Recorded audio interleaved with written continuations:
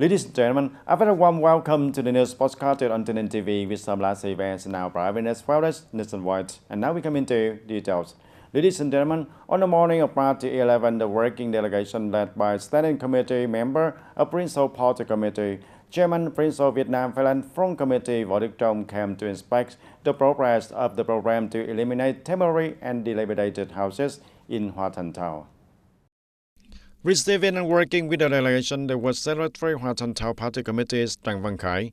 Currently, there are 85 households in difficult circumstances, policy beneficiaries, and meritorious people in need of supporting to build new houses, of which 80 households do not have land and need to be arranged for housing, and 5 households have land.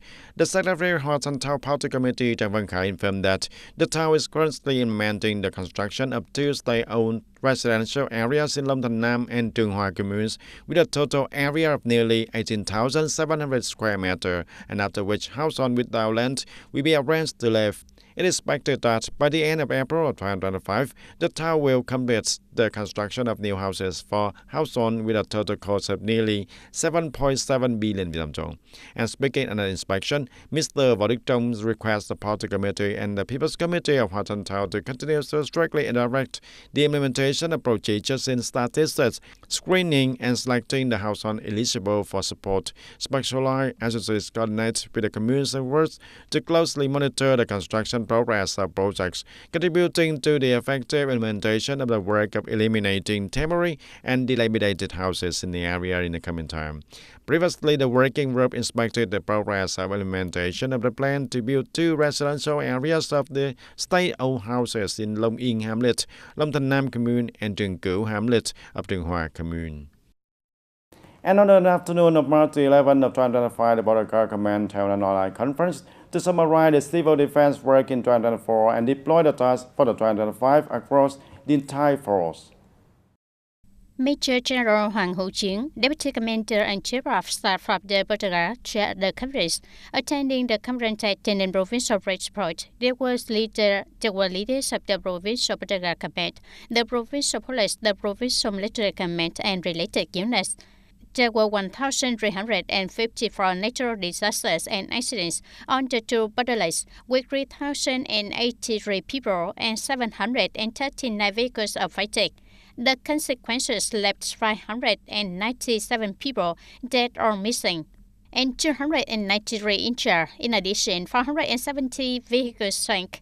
208 vehicles were damaged by fire, 93 houses were burned, 457 hectares of forest were burned, 10,023 houses had their roofs blown off, 123,254 cubic meters of landslide caused traffic jams. At the conference, delegates focused on discussing and clarifying the causes, forecasting the natural disaster situation, and proposing directions and solutions to proactively organize the implementation of civil defense, incident response, natural disaster, and search and rescue in 2025.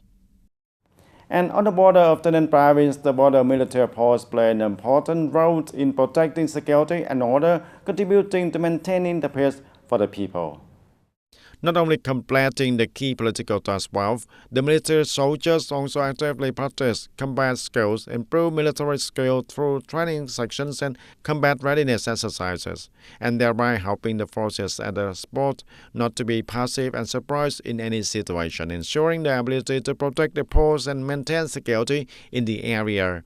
In addition to patrol and controlling tasks, the border military posts also do a good job of propagating and mobilizing the people to implement the party guidelines and policies, the state policies and laws on border protection, and thanks to their close proximity and close adherence to the area, the military force has contributed to raising the people's awareness, raising a solid people security posture, joining hands to build a peaceful, stable, and developed border also. In the first 3 months of 2025, the Standing Committee of the Provincial Youth Council has done well the people's petition work, recorded and responded to voters' opinions. This is also one of the aspects of work that has been focused on doing well in the second quarter of this year. After 16 sessions, the regular session at the end of 2024 of the Provincial People's Council, the delegates met with voters of units and localities. During the contact with voters, nearly 250 people spoke with 256 opinions. Most of the voters' opinions were explained by the delegates at the conference. The remaining 13 opinions were recorded. The Standing Committee of the Provincial Youth Council also compiled and sent to the Provincial Youth Committee to respond to voters. Since the beginning of the year, the total number of petitions received by the Standing Committee of the Provincial Youth Council and the Chairman of the Provincial Youth Council by post is 11. Of these, 7 petitions are eligible for processing, and specialized agencies have issued 7 documents guiding and responding to citizen petitions. In the second quarter of 2025, the Standing Committee of the Provincial People's Council will focus on developing a plan and organizing for Provincial People's Council delegates to meet voters before the regular session in mid-2025. Promptly synthesizing voters' opinions and recommendations to send to competent authorities for resolution. And ladies and gentlemen, on the hot days in March, the daytime temperatures in TayNinhTV province fluctuate around 34 to 36 degrees Celsius, causing demand for refreshment to increase. And the fresh coconut is a popular and widely consumed natural drink, but the selling price remains stable, and it is a positive signal for both consumers and sellers, although the harsh weather can affect the supply. This is a positive signal for both consumers and sellers, although the harsh weather has affected the supply. According to reporter records at the coconut garden in Long Bắc Ward, Hoa Thanh Thao, despite the prolonged hot weather, the supply of fresh coconut is still abundant. Rows of cool green coconut trees stretch out, meeting the thirst of the people. And with the proper care techniques, the coconut trees still grow well in this area, giving the stable yields despite the hot weather. Mr. Lê Trọng Quế, the owner of the coconut garden, said that his garden is 4,000 square meters wide with more than 130 brave of coconut trees, and he harvests once every 20 days, maintaining this regularly for the past 8 years. And thanks to the right coconut variety and adequate irrigation water, the coconuts grow evenly and are good quality.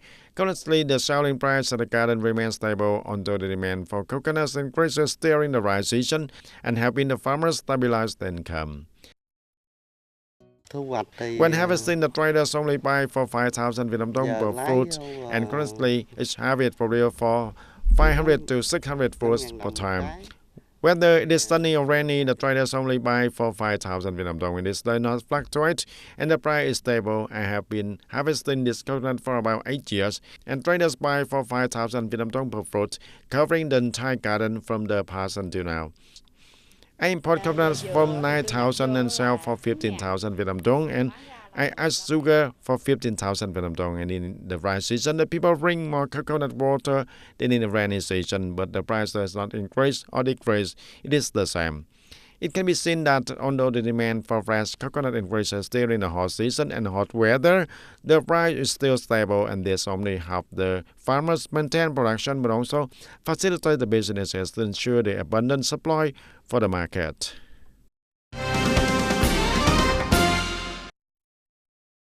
And on March 11 of 2025, the Department of Education and Training of TayNinhTV organized a training conference on the management, shortage, and issuance of diplomas. Pilot implementation of digital transcript for secondary and high school and continuing education centers.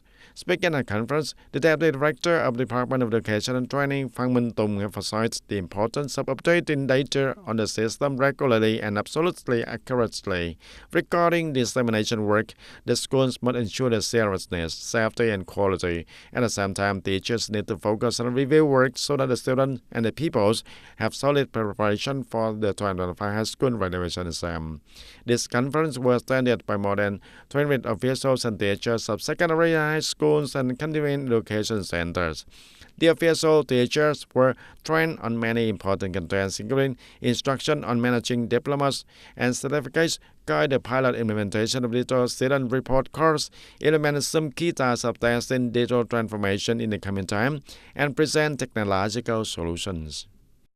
And currently, TayNin is in the right season of 2024 and 2025, and although the drought has not occurred and there are still some places at risk of local water shortages for agricultural production. In order to proactively and promptly implement measures to respond to possible droughts and water shortages, ensuring water supply for agricultural production, the Department of Agriculture and Environment requests the Southern Irrigation Exploitation One Member Limited Liability Company and TayNin Irrigation Exploitation One Member Limited Liability Company to closely monitor hydrometeorological forecast information, develop plans for water supply for irrigation, safely operate dams, reservoirs, and canal system, regularly inventory water sources in irrigation works to operate, regulate promptly, reasonably, and proactively provide water sources for agricultural production, daily life, and industry. In addition, the Department of Agriculture and Environment of TayNin directed the Department of Conservation and Plant Protection to regularly monitor the fields, monitor the harvest and sowing situation to support farmers in a timely manner, ensuring the crop plan. And the last year, winter-spring crops saw a high price at the beginning of the harvest, with a tendency to increase towards the end of the crop, and the rice farmers were very happy. But today, the farmer are very worried about the rice price. However, this year, rice prices have dropped right at the beginning of the crop season, and despite a good harvest and high yields, many rice farmers are worried as they prepare for the mass harvest. Châu Thành district is one of the localities with the largest rice cultivation area in the province, with more than 13,000 hectares planted in the 2004 to 2005 winter-spring crops, and currently the rice crops is in the ripening stage, entering the beginning of harvest season. The rice fields in some rural hamlets of Tri Bình Commune are more than 200 hectares wide, and the rice currently golden brown, but the harvested area is less than 10%. And Mr. Nguyễn Văn Trọng, who is cultivating for 3 hectares of OM 1352 rice here, said that his rice field is harvested in the next few days with an estimated yield of more than 7 tons per hectare, not much lower than the same period last year, but the price of rice is not as expected. Those who have harvested in advance sell at 5,800 to 5,900 Vietnam dong per kilograms in the field, and nearly 2,000 Vietnam dong per kilograms lower than the same period last year. The rice farmers have common concern because the price of rice at the beginning of the season is not optimistic. Last year yield is not as good as this year, but the farmer have much less profit. This year rice is too cheap. Currently the price is just 5,900, and last year at the time of harvesting the winter-spring rice crop, it was sold for 7,500 to 7,800. Rice farmers have a good harvest, but the price of early season rice has decreased. The underlying core is difficult to determine. In fact, the early season rice harvest in TayNin coincides with the peak rice harvest in the southwest region. The source of fresh rice is abundant, affecting the price of early season rice. Winter-spring crop of 2004 to 2005 due to favorable weather and yield may be from 6 to 8 tons per hectare, and the pests and diseases rarely occur. Yield may increase compared to last year. Profit is not much because this year price rise is not as high as last year.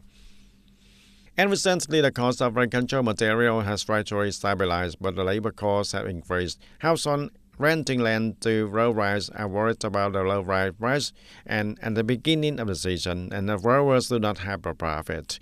And the number of rice areas ready for harvest are waiting for the end of season price to improve, so to feel the secure in investing in cultivating this traditional crop in the next crop.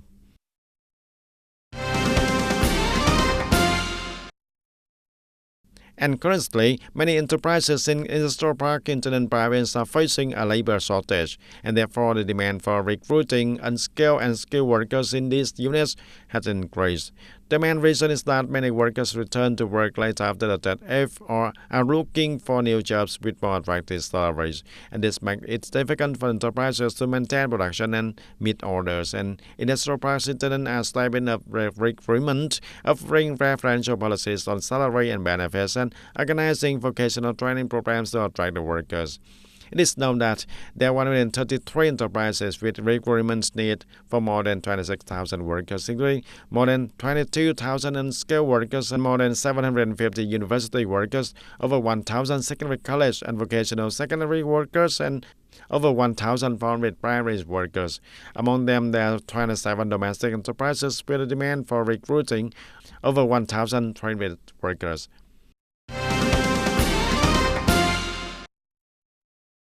Every March, the youth of the province demonstrate their pioneering spirit and determination to carry out many meaningful projects and tasks for the community, joining hands to build their homeland and country also.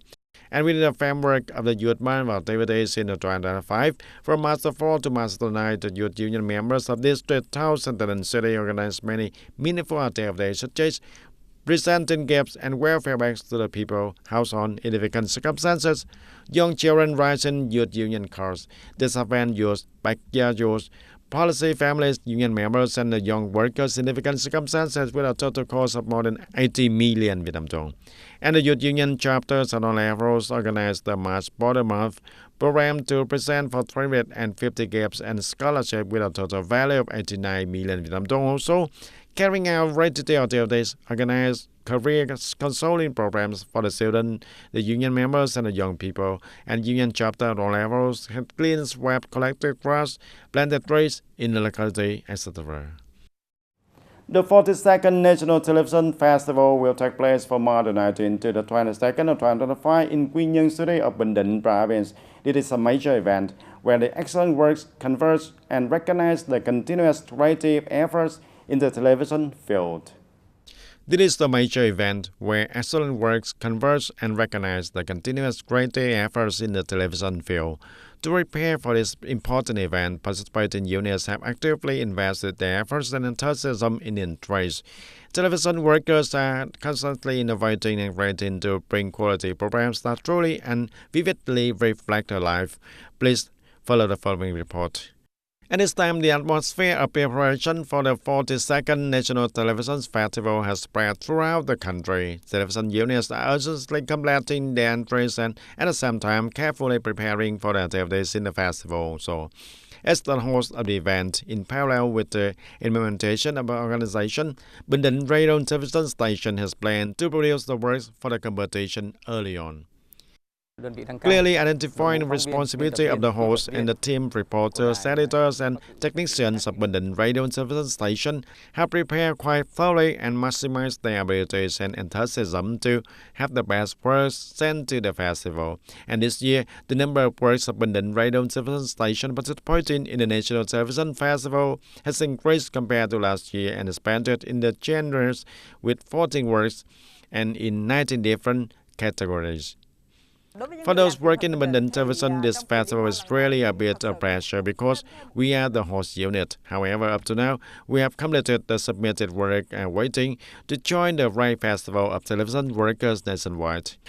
The 42nd National Television Festival is approaching with many outstanding activities, and it is not only a festival of those working with VTV, but also an opportunity for everyone to aim for further goals. And interested audience can visit their website of http://linhhoangtruyenhinh.vtv.vn and interact via National Television Festival fanpage also. And that's all for today, TV News. Thank you for being with us, and goodbye for now.